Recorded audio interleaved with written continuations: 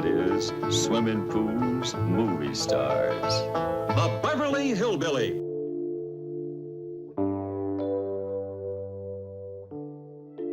When the Beverly Hillbillies first hit American TV screens in 1962, nobody expected a comedy about a poor mountain family striking oil and moving to Beverly Hills to become one of the biggest shows in television history. For 9 years, it dominated ratings and captured hearts. But behind its lighthearted humor and catchy theme song lay some truly strange, shocking, and even dark secrets. From unsettling real-life tragedies to odd legal loopholes and behind-the-scenes surprises, this beloved sitcom hid more than anyone realized. In this deep dive, we uncover 20 weird, fascinating, and verifiable facts about the Beverly Hillbillies, beginning with a connection that forever links the show to one of Hollywood's most haunting crimes. A future murder victim was a recurring cast member. Few realize that one of Hollywood's most tragic figures once graced the Beverly Hillbillies, set with charm and beauty. Sharon Tate, who would later become an icon of the 1960s and the victim of the infamous Manson family murders in 1969, appeared in around 15 episodes of the show as Janet Trigo, the bank secretary with striking looks and calm wit. Tate's recurring role was early in her career, before she found fame in films like Valley of the Dolls and The Fearless Vampire Killers. Her time on the Beverly Hillbillies was cheerful and lighthearted, an ironic contrast to the horrific fate that awaited her just a few years later. What makes this fact so eerie is the duality. On screen, Tate helped sell the wholesome, carefree image of rural America, finding its place in Beverly Hills luxury. Off-screen, her life would intersect with one of the darkest chapters in Hollywood history. When news of her murder broke, it stunned the show's fans who recognized her from the series. It cast an unintended chilling shadow over reruns that had once been pure fun. Even more haunting, Tate's character embodied innocence and optimism, qualities that made her death even harder for the public to process. Watching her smiling on the show today feels like a time capsule of lost potential. A reminder that the entertainment world often conceals deep sorrow beneath its laughter. The theme song once advertised cigarettes and cereal. The opening theme of the Beverly Hillbillies, The Ballad of Jed Clampett, is one of television's most recognizable tunes. But most fans have never heard the original versions that aired during the show's early run. These included sponsor-specific lyrics advertising products like Winston cigarettes and Kellogg's Corn Flakes. Yes, the same tune that introduced a family-friendly sitcom once doubled as a jingle selling filtered tobacco. In the early 1960s, product sponsorships were a major part of TV culture. The series sponsors often requested integrated promotions within the episodes or theme music itself. In one version, the song seamlessly transitions into an upbeat Winston ad, with the cast cheerfully promoting cigarettes as tasting good like a cigarette should. Modern viewers find this shocking, especially since the Beverly Hillbillies was widely enjoyed by families and children. The idea that a primetime sitcom used its theme to sell cigarettes now feels surreal. It reflects how deeply advertising was woven into American entertainment, and how much cultural norms have shifted since. These modified versions were eventually removed, as cigarette advertising faced restrictions on television by 1971. Today, they exist mainly as rare recordings and archived footage. The serial versions were less controversial, but equally odd, replacing cigarette lines with lines about breakfast flakes. This sponsorship strategy turned a simple theme into a piece of advertising history, blending the wholesome humor of the Clampetts with the commercialism of mid-century America. Looking back, it's both amusing and unsettling, a perfect snapshot of a different era in television, where even a hillbilly banjo tune could sell tobacco with a smile. The show's copyright loophole made dozens of episodes public domain. In an unusual twist of entertainment law, dozens of the Beverly Hillbillies episodes have fallen into the public domain, not by design, but because of a clerical oversight. During the 1960s and 70s, TV networks were responsible for renewing copyrights after an initial term expired. However, many early episodes of the Beverly Hillbillies never had their copyrights renewed properly, allowing them to lapse into public ownership. The result? Roughly 55 episodes from the show's first season became legally available for anyone to copy, sell, or distribute. That's why you can find grainy, poorly mastered versions of the Beverly Hillbillies on budget DVD collections or free streaming platforms today. While the public domain status made it easy for fans to access the show, it also led to inconsistencies in quality and presentation. Some versions even lack the original theme song or credits because those elements remained under separate copyright protection. This situation is particularly strange given the show's immense popularity and commercial success. Few major network series have suffered such a slip. For historians, it serves as an example of how casual the industry once was with intellectual property and how much money was potentially lost due to legal neglect. Today, those public domain episodes circulate freely, often labeled as classic television or bundles on YouTube and other platforms. They provide a glimpse into early television archiving practices where no one foresaw the immense future value of syndicated reruns. In short, the show that made CBS millions inadvertently became one of the easiest to watch for free, thanks to paperwork that was never filed. It's a fittingly weird legacy for a show that thrived on accidental fortune. John Wayne's cameo came with a bottle of bourbon as payment. When Hollywood legend John Wayne appeared on the Beverly Hillbillies in 1967, it created one of television's most legendary crossover moments. The Duke played himself in an episode titled "The Indians Are Coming," making a surprise appearance that delighted fans of both westerns and sitcoms. But it wasn't his cameo that made history, it was his unique choice of payment. When producers asked Wayne what he wanted for the guest spot, he reportedly laughed and said, "Just give me a fifth of bourbon and we'll call it even." The production crew obliged, and Wayne filmed his segment, adding an unforgettable slice of Americana to the show.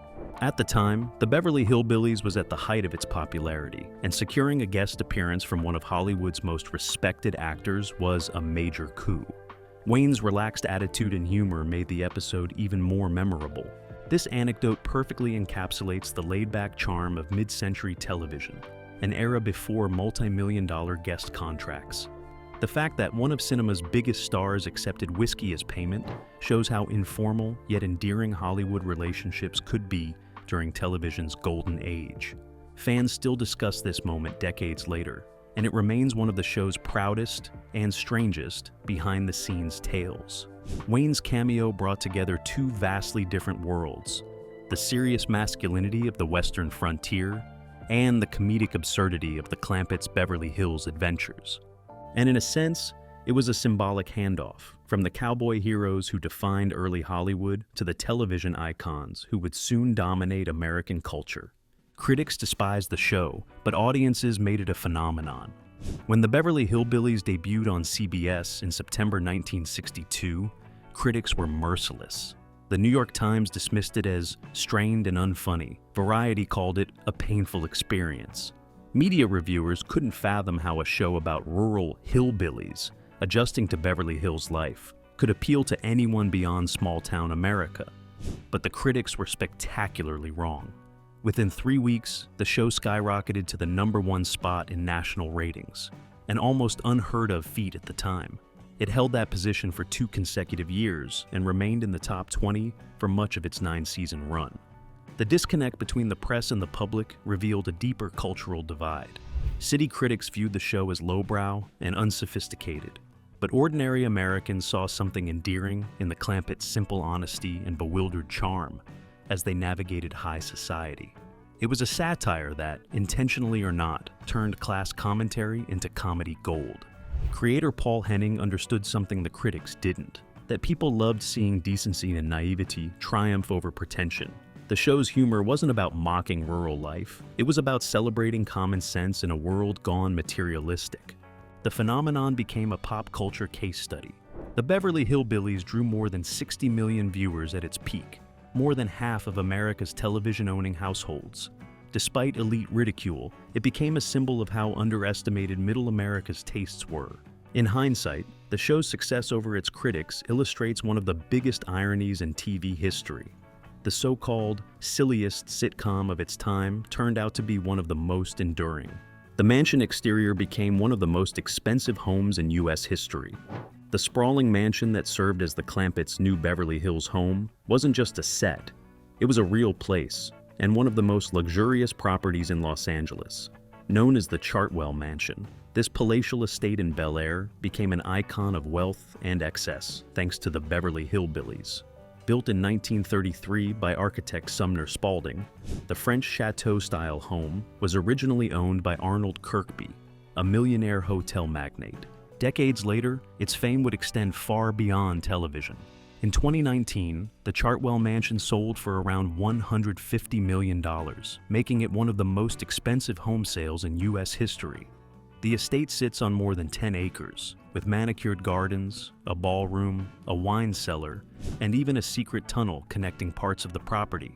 For viewers of the 1960s, the house represented the Clampetts' sudden leap from rags to riches. Ironically, while the family's wealth was fictional, the mansion's grandeur was very real. Its old-world European design stood in stark contrast to the show's depiction of simple country folk, amplifying the comedic absurdity of their situation. Even today, tourists and classic TV fans seek out the property, which remains a symbol of old Hollywood glamour. Its legacy bridges entertainment and real estate history. The mansion that once hosted America's favorite hillbillies later became a billionaire's playground. The juxtaposition is striking. A sitcom about simplicity and humility immortalized one of America's grandest homes. The Chartwell Mansion's journey from television backdrop to luxury landmark is one of the Beverly Hillbillies' most fascinating real-world footnotes. Jed Clampett was originally written as a fool until Buddy Ebsen changed it. In the early drafts of the Beverly Hillbillies, the character of Jed Clampett was written as a classic country bumpkin, a man so naive that nearly every decision he made would backfire for laughs. But Buddy Ebsen, the actor cast in the role, had other ideas. He believed that audiences wouldn't truly love a man who was just a fool. Instead, he wanted Jed to be wise in his simplicity, a moral compass surrounded by chaos. Ebsen approached creator Paul Henning and convinced him to adjust Jed's character. Together, they redefined him as a shrewd but humble man who, despite lacking formal education, possessed a deep sense of fairness, patience, and understanding. The shift transformed the entire tone of the show. Rather than laughing at Jed, viewers laughed with him. His quiet logic often exposed the absurdity of the high society world around him. This small creative change helped elevate the Beverly Hillbillies beyond slapstick humor into something more enduring, an affectionate satire about class and values. Behind the scenes, Ebsen's insistence was a rare example of an actor influencing a sitcom's moral core. His portrayal made Jed Clampett one of television's most likable patriarchs, the very heart of the show's success. It's a fascinating reminder that the best comedy often comes from truth. By grounding Jed in decency rather than stupidity, Buddy Ebsen helped craft a character who still resonates with audiences today.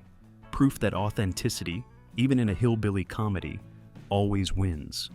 Jethro Bodine's actor was a college graduate in real life. Jethro Bodine was the Beverly Hillbillies' lovable simpleton, a country boy convinced that his sixth-grade education qualified him for genius-level thinking. His ridiculous confidence and misused logic made him one of the show's most hilarious characters. But the man behind Jethro, Max Baer Jr., couldn't have been more different. In real life, Baer was a college-educated, sharp-minded individual. He graduated from Santa Clara University with a degree in business administration and a minor in philosophy. He wasn't anything like the bumbling Jethro, though he played him with impeccable comedic timing. This stark contrast between character and actor became one of the show's weirdest ironies. Fans assumed Baer shared Jethro's dim-witted traits, but behind the scenes, he was articulate and analytical.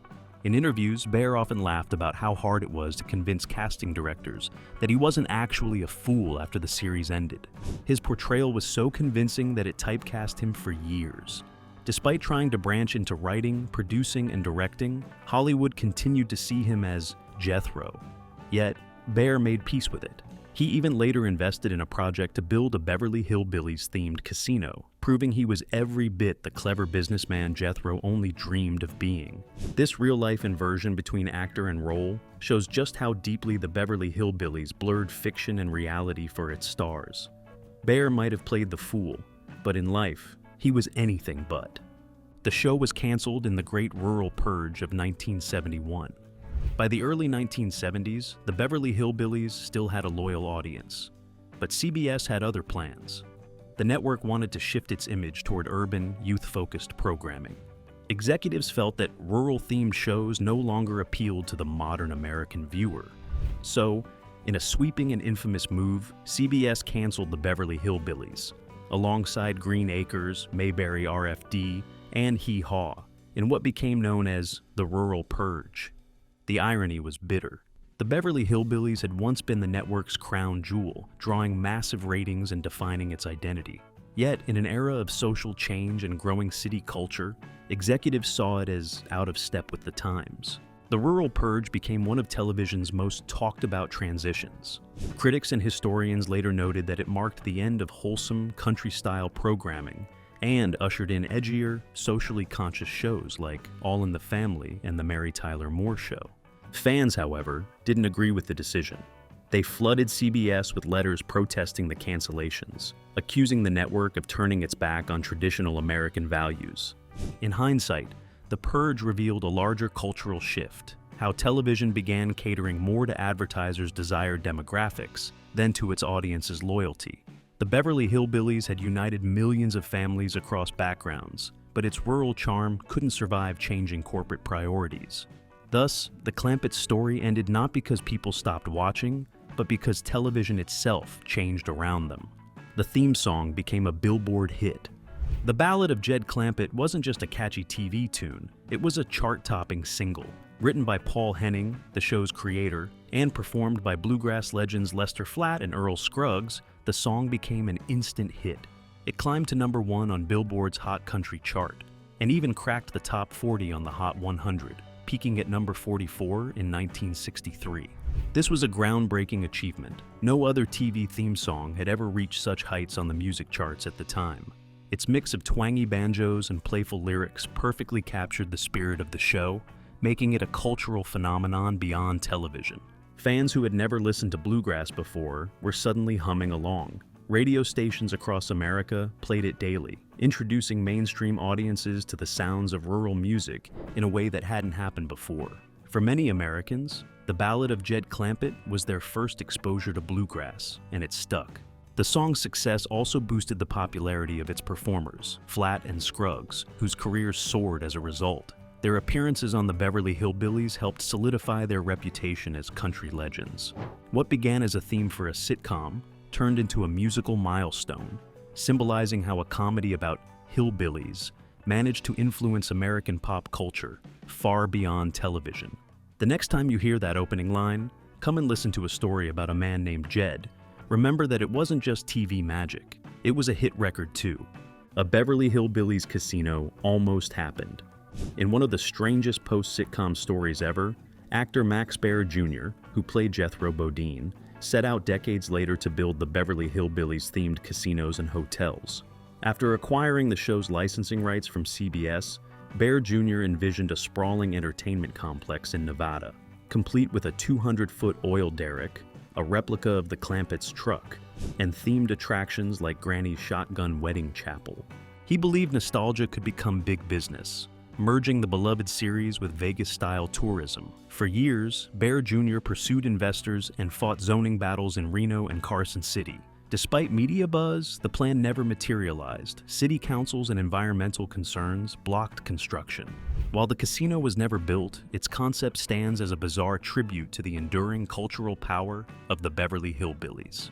Few other sitcoms have inspired their own casino proposal decades after cancellation. Baer's persistence revealed both his business savvy and his lasting connection to the character that defined him. Even though the project fizzled, he proved that the Clampetts' brand of good-natured simplicity could still capture imaginations in the high-stakes world of gambling. In a way, the unbuilt casino symbolizes the Beverly Hillbillies' legacy, a dream of wealth and success that always carries a touch of whimsy and absurdity. The show spawned a surprising range of merchandise. At its height, the Beverly Hillbillies became more than a television show. It was a full-blown marketing phenomenon. From lunchboxes and board games to comic books and trading cards, the Clampetts were everywhere. Dell Comics produced an 18-issue run featuring the family's adventures in cartoon form, and toy companies like Milton Bradley released games that let players strike oil or buy Beverly Hills mansions. There were even branded jigsaw puzzles and paper dolls based on Ellie Mae and Granny.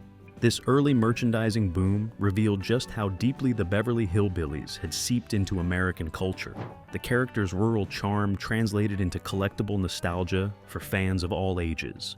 By the time the 1993 feature film reboot arrived, the franchise extended into video game territory, with a PC DOS game that let users relive the Clampetts' misadventures in digital form. For a show mocked by critics as unsophisticated, its commercial reach was anything but simple.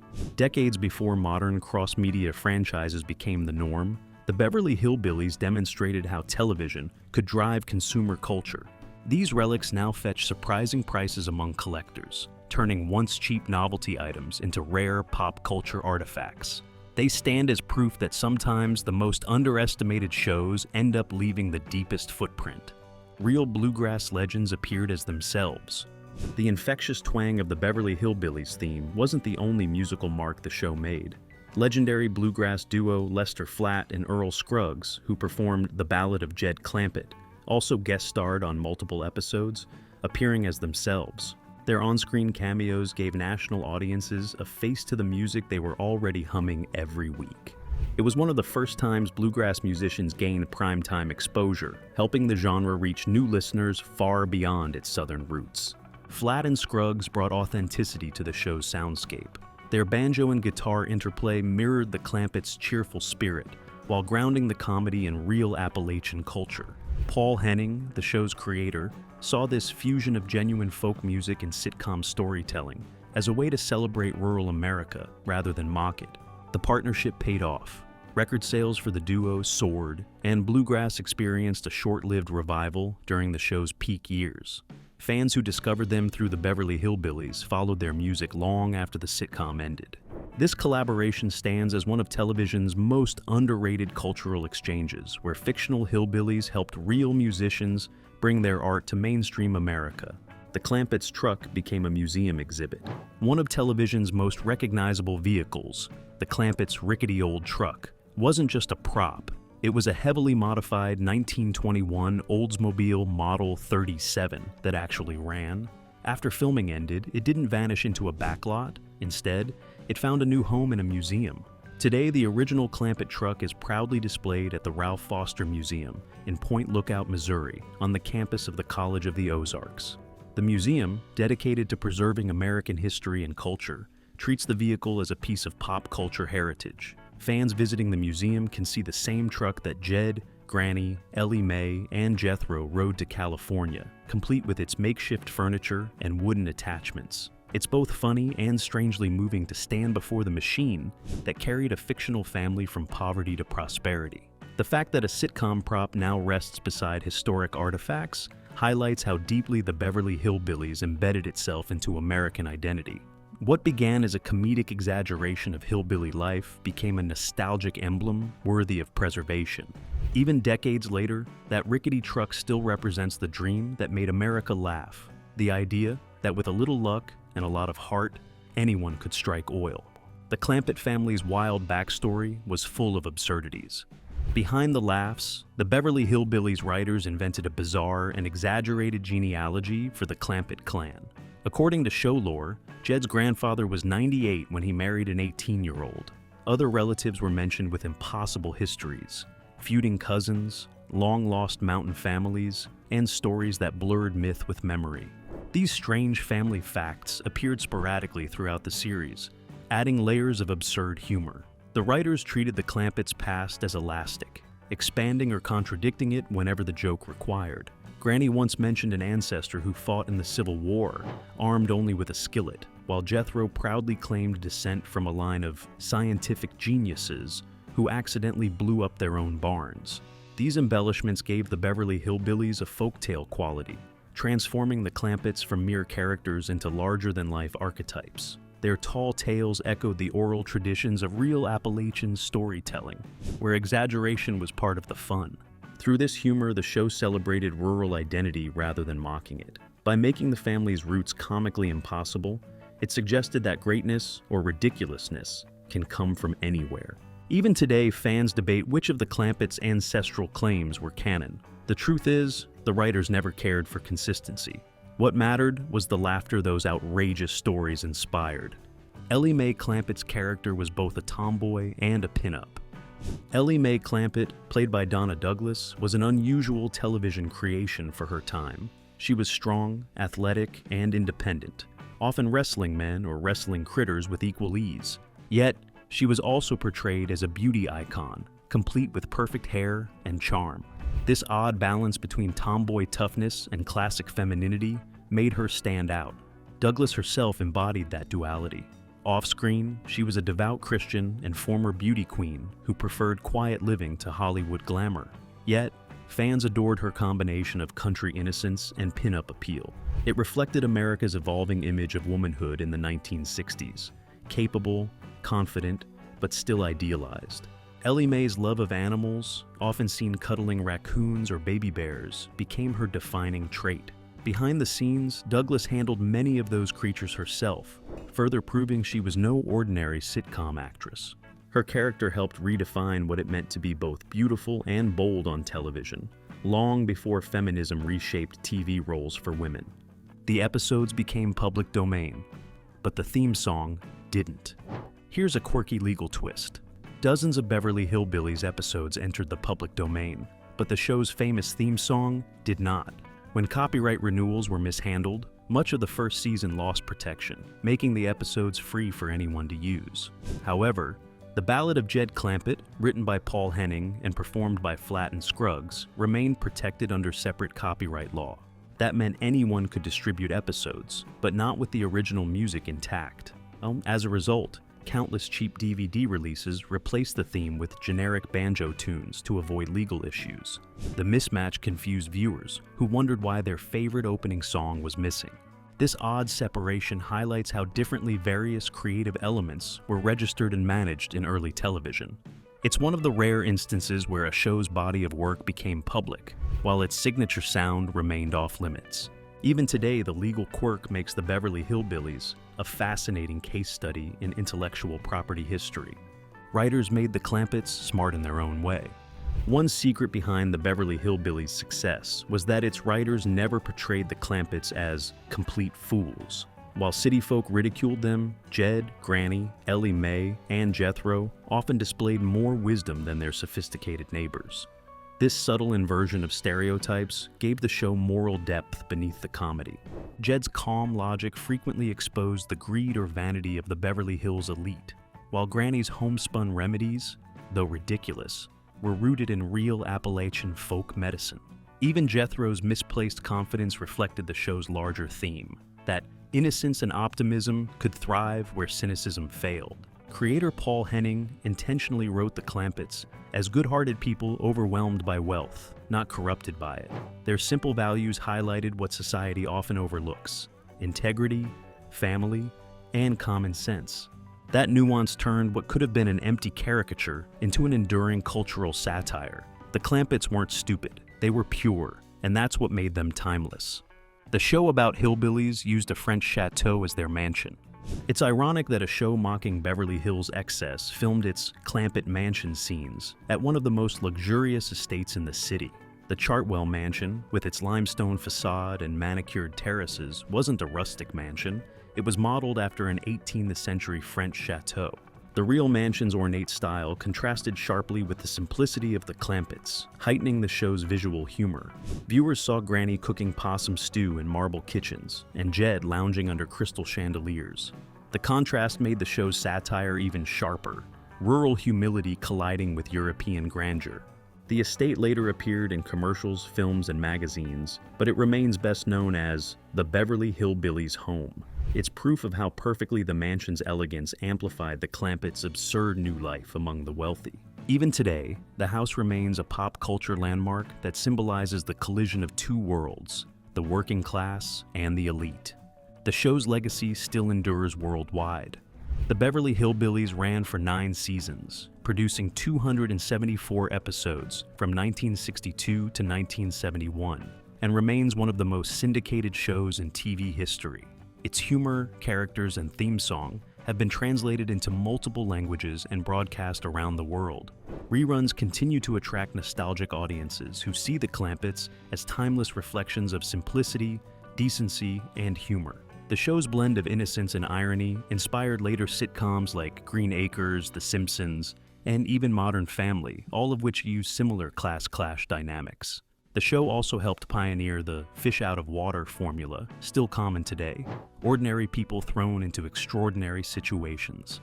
Even half a century later, its laughter resonates, reminding viewers that money doesn't buy wisdom or happiness. The Clampetts may have struck oil, but what they really discovered was America's love for underdogs who stay true to themselves. From its humble beginnings to its wild legacy, the Beverly Hillbillies proved that laughter could bridge class, culture, and time. What began as a simple story of country folk in the city became a mirror reflecting American values, innocence, integrity, and the absurdity of wealth. Decades later, its humor still feels fresh, its characters still beloved, and its message still clear. Wisdom isn't measured by money, and kindness never goes out of style. As the banjo fades and the Clampetts ride off once more, we're reminded that true richness lies in heart, not in Beverly Hills.